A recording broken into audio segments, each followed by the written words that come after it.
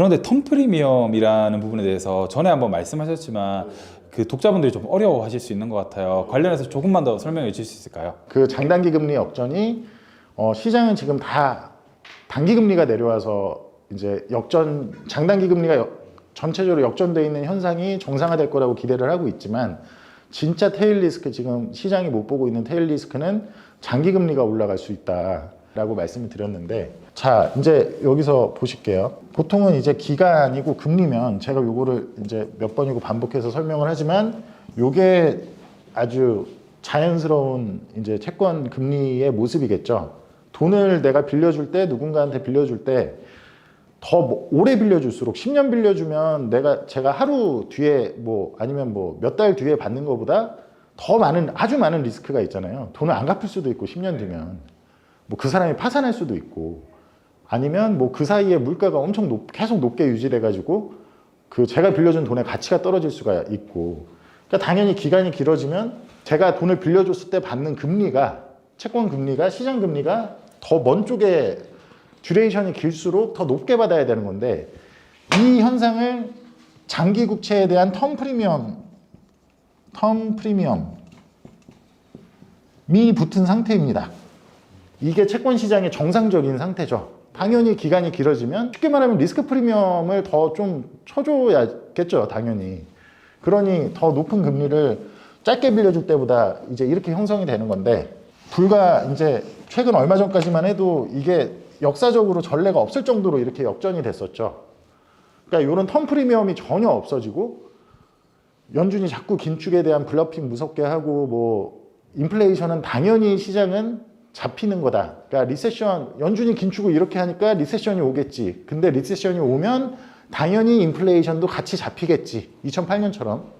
그러니까 전형적인 디플레이션형 리세션을 사실 시장이 두려워했던 거죠. 08년 같은 그런 모습을 계속 시장은 생각을 하고 있었던 거죠. 저는 그게 아주 잘못된 거다라고 계속 얘기를 해왔고, 인플레이션은 이번에 리세션이 발발할 거다라는 거에는 어느 정도 동의하지만 결코 그게 인플레이션을 같이 동시에 잡지는 못할 거다. 지금 은행 사태만 보셔도 바로 돈을 풀어서 다시 그 부분을 막잖아요. 그런 구조적 위험이 발생할 것 같을 때는.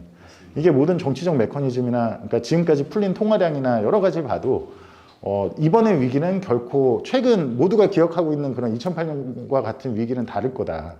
오히려 70년대를 잘 들여다보시면 좋을 거다라고 제가 많이 말씀을 드렸는데, 그거는 거의 21년 아주 예전부터 얘기를 했죠. 근데 이게 지금 시장은 최근에는 이제 연준이 금리를 빨리 다시 내릴 거야, 기준금리를.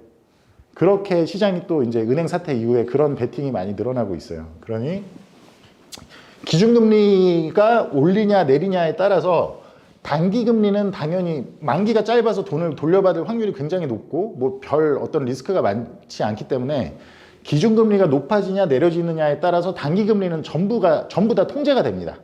그러니까 기준금리가 내려갈 거다라고 생각을 하니 이쪽 앞에 게 지금 조금 내려와 있는 상태예요.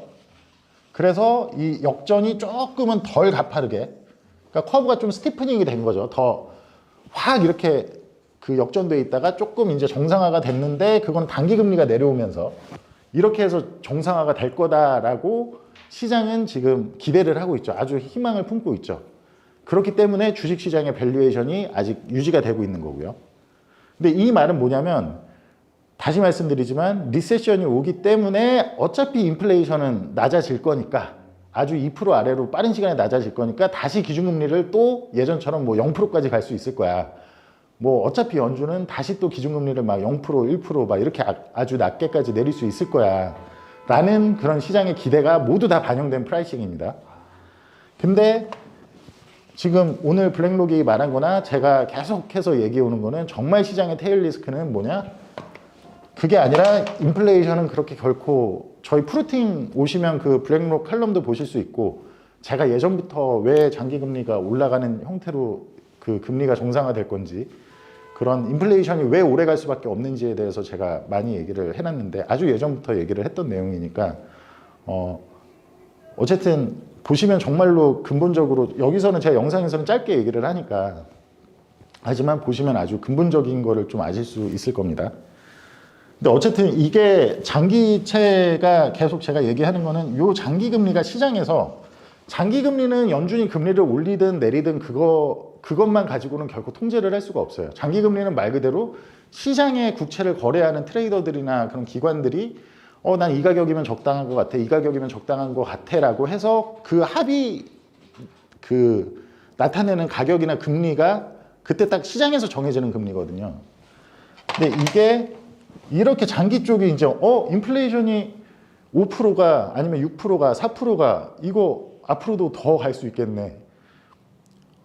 향후 10년 동안 평균적으로 인플레이션이 그래도 3% 이상은 유지가 되겠네. 뭐 여러 가지 그런 아무튼 이미 연준은 긴축을 더 할 수 있는 도구가 없다라는 거에 많이 드러난 상태잖아요. 심지어 이번에 은행 사태가 터지면서 또 돈을 풀었고 그런 심리들이 지금 가속화되고 있으니까 그렇게 되면 결국에 이 턴 프리미엄이 다시 살아나는 거죠. 장기 국채에 대한.